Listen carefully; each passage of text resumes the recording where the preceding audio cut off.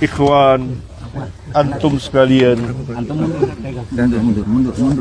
guru dari kaum muslimin telah wafat dan berpulang ke rahmatullah.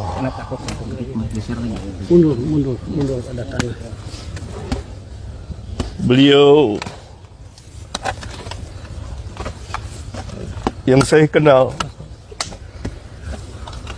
dari puluhan tahun yang lalu, tepatnya pada tahun 83,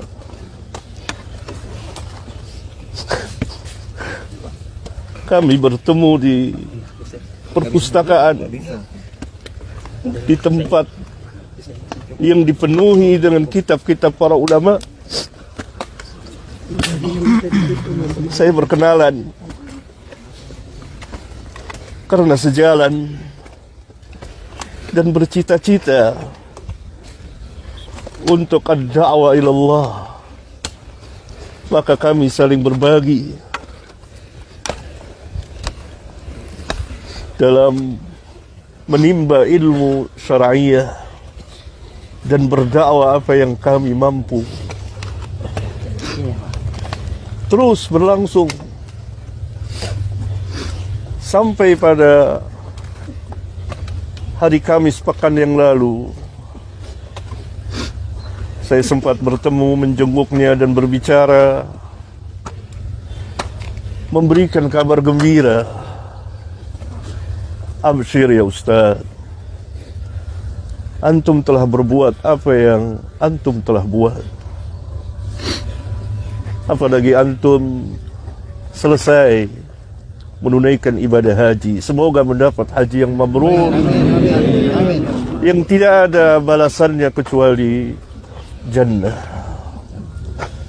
Beliau telah menginfakkan umurnya sekian puluh tahun untuk berdakwah ad-da'wah ilallah, dan saya kenal betul dengan lisan dan tulisan. Salah seorang ahli ilmu telah wafat. Inna lillahi wa inna ilaihi raji'un. Allahumma ajurni fi musibati wa akhlif li khairan minha. Dan beliau mengajarkan kepada keluarga dan kepada umat, dan sangat giat. Salah satu yang membuat saya tertarik bertemu dan memanggilnya dan berkenalan, selalu di tangannya ada pena dan buku kecil. Tidak lepas dari itu untuk menulis sejumlah fawaid ilmiah. Itu yang saya tahu. Maka kita berkenalan. Ikhwan sekalian, Imam Ahmad pernah berkata, Yaumul Janaiz, pada hari jenazah bagi ahlus sunnah disaksikan oleh manusia. Yaumul Janaiz yang membedakan di antara pembedanya. Oleh karena itu kita kepulangan beliau mendapat pelajaran yang sangat berharga tentang dakwah yang hak, dakwah salafiyah yang harus tetap ditegakkan. Kita mencintai beliau, saya pribadi sangat mencintainya, dan kita selalu bersama. Tetapi tentu kita tidak akan mengatakan sesuatu kecuali yang diredoi oleh Allah Tabaraka wa Ta'ala. Seperti nasihat anak beliau di masjid, tidak boleh gulu. Doa. Bahkan ketika saya terakhir bertemu pekan yang lalu, doain, begitu beliau katakan. Doain. Doa. Oleh karena itu Rasulullah SAW apabila selesai menanam, beliau berhenti sejenak dan beliau bersabda kepada para sahabat, istaghfiru li akhikum wasalu lahu at-tasbit fa innahu al-an yus'al. mohonkanlah ampunan untuk saudaramu. Dan minta kepada Allah tasbit, keteguhan, kekuatan.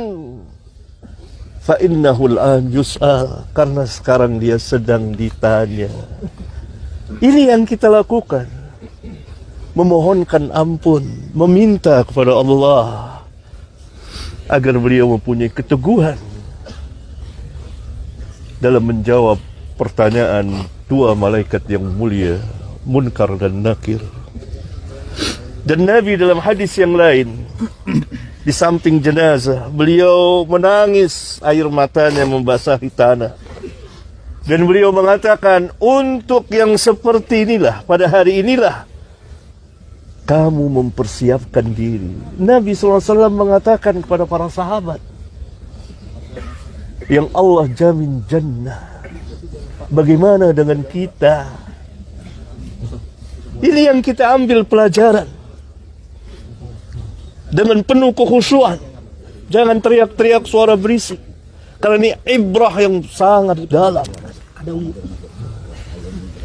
Kita berduka dengan kepulangan Ustaz Yazid rahimahullahu ta'ala. Semoga Allah mengampuninya. Semoga Allah merahmatinya. Semoga Allah memasukkannya ke dalam Jannatul Firdaus. Dan semoga Allah subhanahu wa ta'ala melindungi dari azab kubur dan azab neraka. Dan ilmunya bermanfaat dengan lisan dan tulisan. Amin. Utsman bin Affan setiap melewati kubur, berada di kubur, beliau menangis. Dia menyebut kubur, nangis. Ditanya, kenapa engkau menangis ketika disebut kubur atau berada di kubur? Dan ketika disebut neraka, engkau tidak menangis? Maka Utsman menjelaskan sabda Rasulullah SAW bahwa kubur adalah tempat yang pertama kali dari tempat-tempat akhirat yang akan dikunjungi oleh semua manusia. Kalau baik di kubur, selamat di kubur, maka selamat mudah kesananya. Kalau celaka di kubur, maka sulit. Ini dalam hadis sahih riwayat Imam Abu Daud. Semoga Allah subhanahu wa ta'ala melampangkan perjalanan saudara kita ini. Dan kita mendapat pelajaran yang berharga, ikhwan. Pertama, dari dakwah yang hak. Tetaplah berada di dakwah yang hak. Bagi para ustadz, para da'i, tetap mendakwakan dakwah salafiyah. Bagi kaum muslimin, ikuti manhatin. Karena manhat ini manhat yang hak. Manhat para sahabat radhiyallahu anhum ajma'in.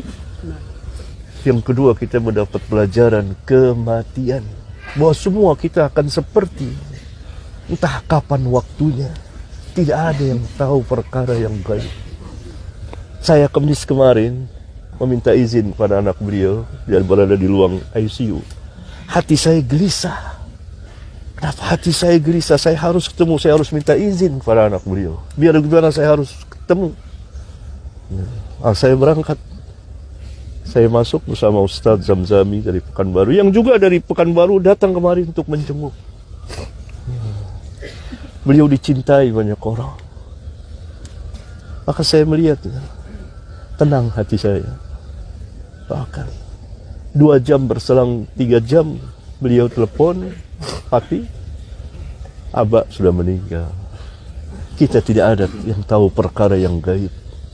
Rahasia Allah. Dan ada hikmah di balik itu. Perjalanan beliau panjang sekali. Berlika-liku. Suka dan duka. Doakan. Semoga Allah menerima amal kebaikan beliau.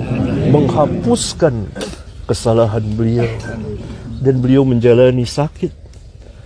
Yang Nabi SAW mengatakan sakit itu dapat menghapuskan dosa.